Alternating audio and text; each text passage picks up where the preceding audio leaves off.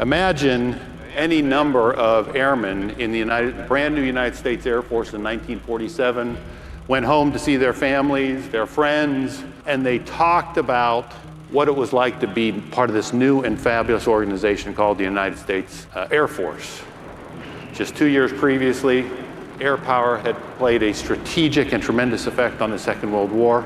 In fact, by all arguments, had reduced the length of that war by years. Innately and inherently, the American public understood what an Air Force was, what it needed to do, and what it would continue to do for the nation.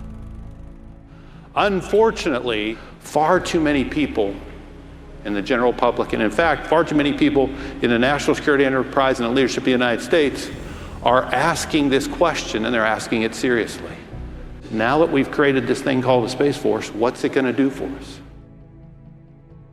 You know, you're all aware of the Iranian missile attacks on Al Assad Air Base in early January of this year. But U.S. troops stationed at Al Assad Air Base in Iraq are still on high alert days after the Iranians struck the base with ballistic missiles. A couple weeks ago, I was walking the halls of the Pentagon, and one of our air leaders from Air Forces Central stopped me in the hall to talk to him. Hey, how you doing? He said, DT, I just came from Buckley Air Force Base.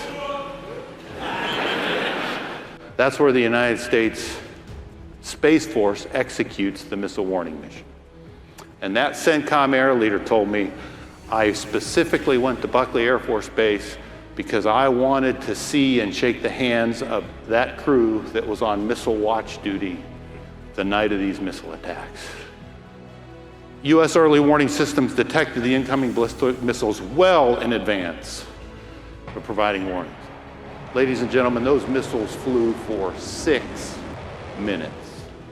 6 minutes. And that air leader in the halls of the Pentagon said, DT, if those airmen on crew that night, specifically the warning officer at the warning station, if she had not done her job better than her training, if she had not detected that launch, determined where it was going, who was under threat, and released warning messages that got to the 300 plus Americans at Al Assad Air Force Base, I am firmly convinced, DT, that today we would be talking about dead Americans at Al Assad Air Force Base, not protected and safe Americans.